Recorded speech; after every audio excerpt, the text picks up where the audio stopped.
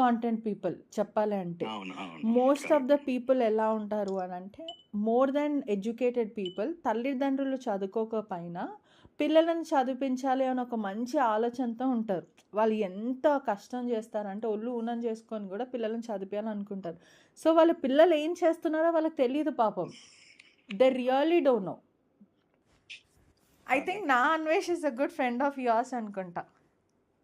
ఎందువల్ల అంటున్నారు అలా? యాప్ట్‌గా కనిపిస్తుంది. అంటే? సీ మనోడు అందరి గురించి మాట్లాడతాడు, మీ గురించి తప్ప. అంటే అలా నాకేం కాదండి.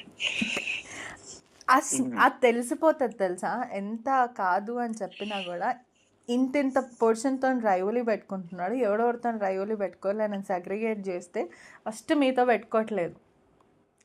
మీ ఫస్ట్ మీతోనే పెట్టుకోవాలి. ఎందుకంటే పేరు వచ్చిందే మీది బెట్టింగ్ యాప్స్ అనగానే ఫస్ట్.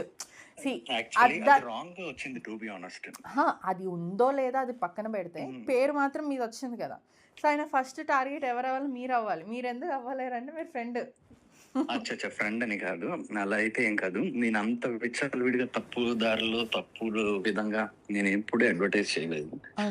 నేను ఎప్పుడు న్యూస్ సెక్షన్ ఇది చేశాను, అంతేగాని నేను ఇంత డబ్బులు పంచుతున్నా కదా అంత దీని నుంచే సంపాదించానో లేదా ఎవరినైనా ఆడమనో లేదా పలానా ఇస్తామనో అటువంటిది ఎప్పుడు ఏది చెప్పలే.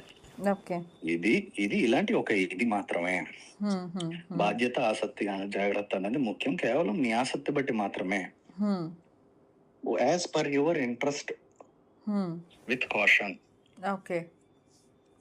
అన్నాం. కానీ మీకు అదే ఒకలా చెప్తే ఒకలా పే చేస్తారు, ఇంకోలా చెప్తే ఇంకోలా. ఏదైనా ఒక సెట్ అయిన, అది కూడా ఇప్పుడు క్రికెటర్స్ ఇది వేరే సోనో ఇలాంటి వాళ్ళందరూ ఇది చేసి దానికి ఒక ప్రాపర్ ఎస్టాబ్లిష్డ్ బ్రాండ్ అంబాసిడర్ ఉంటే, ప్లస్ దానికి గూగుల్ యాడ్ సర్టిఫికెట్ ఉంటే ఓకే, దాని క్రైటీరియా ఫిల్ చేసింది అన్న దాంతోనే ఒకప్పుడు చేసాం. ఇప్పుడు అవన్నీ మనం పట్టుకొని అదే డిస్కషన్ చేసుకుంటే అంటే ఆర్ యు రెడీ అండి ఫర్ ఓపెన్ అపాలజీ? అట్లా ఏమైనా రెడీ ఉన్నారా?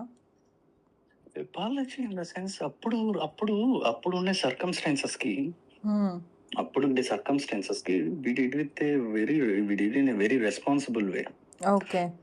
ఈవెన్ దట్స్ ద రీజన్ మేము కోర్టుకి వెళ్ళి కూడా దాన్ని ఇది చేయగలుగుతాం, చూపించగలిగారు. లేకపోతే అది నాట్ దట్ ఈజీ. అంత ఇర్రెస్పాన్సిబుల్ గా ఉంటే అది వేరే విధంగా ఉంటుంది. మేము ఈ రోజు మీ అడ్వకేట్ కూడా చాలా పెద్ద అడ్వకేటే కదా. ఏదైనానండి, ఇప్పుడు ఏదైనా మనం నిజమే చివరికి గెలుస్తుంది కదా. ఇప్పుడు మేము అదంతా ఆ ఫేస్ అంతా దాటేసి వచ్చేసాం. ఇప్పుడు అవన్నీ మళ్ళీ పెడితే ఇంకెంతకాలం అని మనకైనా సరే అది ఓకే. సో ఒక రెగ్యులేషన్ పెట్టాలి. ఇప్పటికీ కూడా ఒక రెగ్యులేషన్ లేదు. ఇప్పుడు ఒక రెగ్యులేషన్ వస్తున్నట్టు ఉంది కదా. అది మేము అప్పుడు టర్మ్స్ లో ఇప్పుడు కూడా యూట్యూబ్ లో అడ్వర్టైజ్మెంట్స్ మన ఏపీ తెలుగు స్టేట్స్ లో ప్లే అవుతున్నాయి కదా. యూట్యూబ్ లో డైరెక్ట్ గా అడ్వర్టైజ్మెంట్. యూట్యూబ్ ఒక యాడ్ ని పాస్ చేయడానికి ఎన్ని రెగ్యులేషన్స్ చెక్ చేసుకుంటుందో మీకు తెలిసిందే. ఎందుకంటే యూట్యూబ్ అన్నది అంత పెద్ద కంపెనీ. ఓకే, ఇది ఏ అడ్వర్టైజ్మెంట్, ఇది కరెక్టా కాదా అని డబుల్ ట్రిపుల్ చెక్ చేసుకొని లా ఆఫ్ ద ల్యాండ్, ఇది ఏ జోన్ లో, ఇది ఏ జియోగ్రఫీలో వస్తుంది అనేసి చెక్ చేసుకునే కదా ఇది చేస్తుంది. మనం ఒక ప్లాట్ఫామ్ మీద వర్క్ చేస్తున్నప్పుడు ఆ ప్లాట్ఫామ్ లో కరెక్ట్ అన్నప్పుడు మనకి ఏం తెలుసు ఒకప్పుడు. దాంతోపాటు కొంచెం పెద్దోళ్ళు క్రికెటర్స్ ఈ ధోని వీళ్ళందరూ చేస్తున్నప్పుడు మనకి ఇంకేం అర్థం అవుతుంది కరెక్టా రాంగ్ ఇది. ఇన్ఫాక్ట్ నేను చేసింది 1% అయితే ఒక 60% 100% పబ్లిసిటీ రవి త్రూ అయ్యింది అప్పుడు. ఇంతైతే అంత చేసినట్టు. బట్ ఇట్స్ ఓకే లైఫ్ లో అన్ని ఉంటాయి కదా. ఇప్పుడు రవితో రైవలీ అయిపోయిందా? ఎందుకంటే 3 FIRs ఏమో ఉన్నాయి. రవికి నేను ఎక్స్ప్లెయిన్ చేశా వాట్ వీ హ్యావ్ డిడ్ అన్నది. ఇప్పుడు ఒకప్పుడు ఇంత పర్సంటేజ్ ఆఫ్ ఇది వస్తే దాని మీద ఇంకొంచెం వేసుకొని ఇంకొంచెం ఇది వేసుకొని, గతంలో కూడా మేము లింకులు యూట్యూబ్ లో అయితే లింక్ ఏవి పెట్టకుండా జస్ట్ న్యూస్ సెక్షన్ అనే ప్రమోట్ చేసాం. అప్పుడు వచ్చిన దానికి ఇంకా ఎక్స్ట్రా వేసుకొని వీడియో చేసాం. మేమేమనుకున్నాం అంటే ఓకే దే ఆర్ అడ్వర్టైజర్స్, అప్పుడున్న ప్లాట్ఫామ్ కి అంత కరెక్ట్ గా ఉంది. కరెక్ట్ గా ఉన్నప్పుడు కొంచెం ఎక్స్ట్రా వేసుకొని చేసినప్పుడు మనం ఇంకొక చూసే ఆడియన్స్‌లోని ఒక సీడ్‌ని ఇంట్రొడ్యూస్ చేయగలుగుతున్నాం గదా! మంచి పనులు చేసే విధంగానే అనుకున్నాం గానీ, హ్మ్. అవి తీసుకొని మనం మేడలు కట్టాలనో, కోటలు కట్టాలనో హ్మ్.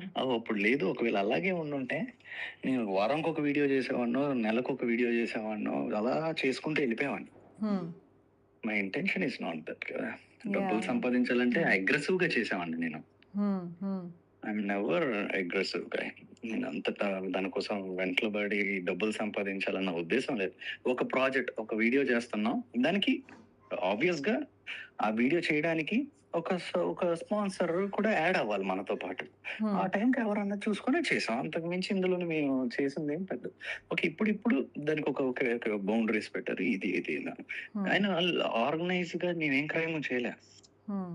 111 సెక్షన్ అని ఏదైనా అప్లై అవ్వడానికి. బట్ మేబీ అది అప్లై చేస్తే దానికి మేము ఆన్సర్ చేసుకోవాలి కోర్టులో. Hmm. We hmm. Will do that. అంతకు మించి ఏముంది ఇందులో. Hello. Hello! Yeah! May I know who's this? Ravi మాట్లాడారు కదండీ మీతో ఇప్పుడు? ఓకే. హర్ష సాయి చెప్పండి.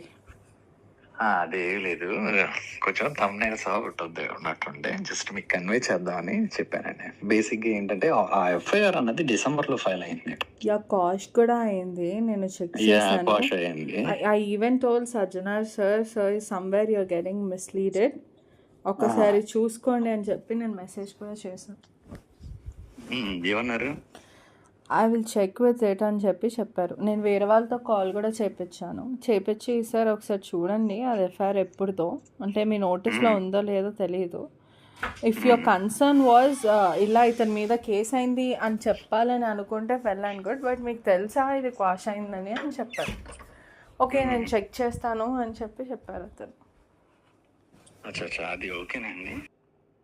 అంటే మీరు ఏమనుకుంటున్నారు, ఆపిద్దాం అనుకుంటున్నారా లేకపోతే లీగల్ బెట్టింగ్ యాప్స్ని ప్రమోట్ చేద్దాం అనుకుంటున్నారా?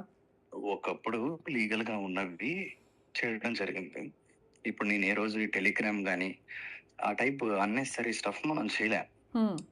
అయితే నేను ఏ పాయింట్లో ఆ ఇంటర్వ్యూలో చెప్పానంటే, మనం ఆ బెట్టింగ్ యాప్ ఓపెన్ అయ్యే లింక్స్ని మనం బ్లాక్ చేయగలిగితే ట్రూ సక్సెస్ఫుల్ మిషన్ అవుతుంది అన్న టైంలో అప్పుడు చెప్పా ఆ టైప్లో. అంతేగాని అది నేను చేస్తాను అండర్స్టాండబుల్, బట్ లాస్ట్ 2025 వరకు మీరు చేశారనుకుంటా, because it was agreement or something. Last 2025 వరకు నేనేమి పెద్ద ఏం చేయలే. మేబీ వెరీ ఫ్యూ టైమ్స్ అది కూడా లీగల్ మీ పాయింట్ ఏమనిపిస్తుంది, అసలు బెట్టింగ్ యాప్ని మొత్తం అరికట్టాలనుకుంటారా లేకపోతే కొన్ని లీగలైజ్ చేయాలనుకుంటారా? అగైన్ అది డిబేటబుల్ అండి. అది depends upon the individual.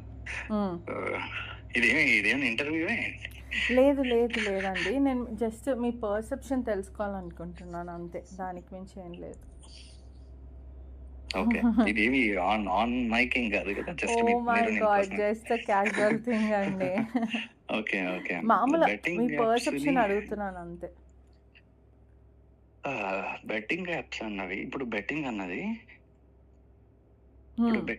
Already ఇప్పుడు ఈ రోజుది కాదు కదా. బేసిక్గా బెట్టింగ్ అన్నది డెకేడ్స్ ఇఫ్ నాట్ ఎగ్జాంపుల్ కూడా మహాభారతం ఇవన్నీ ఇస్తున్నారు కదా ఓకే చాలా మంది. సో అప్పటి నుంచి ఉన్నది ఏదో ఒక సెగ్మెంట్ లో ఎక్కడో దగ్గర ఉంటూనే ఉంటది. ఓకే అవును. ఓకే. సో దాన్ని మనం కంప్లీట్ గా ఆపగలమా అంటే కొంచెం అది టఫ్ థింగే అయి ఉండొచ్చు. ఈవెన్ ఈ రోజు ప్లే అవుతున్న యూట్యూబ్ వీడియోస్ ముందు కూడా బెట్టింగ్ యాప్స్ ప్లే అవుతున్నాయి. ఆఖరికి సత్యనారాయణ గారి ఇంటర్వ్యూ ముందు కూడా బెట్టింగ్ యాప్స్ ప్లే అవుతున్నాయి. అదే రవి ఎవరు పెట్టినట్టున్నారు కదా ఆయన రీల్లో. యా, నేను ఇవాళ రవితో మాట్లాడాను. Like I took his interview in the sense small bite. ఎందుకంటే లాస్ట్ ఫ్యూ ఇయర్స్ నుంచి ఆయన హర్ష సాయి బెట్టింగ్ యాప్స్ అని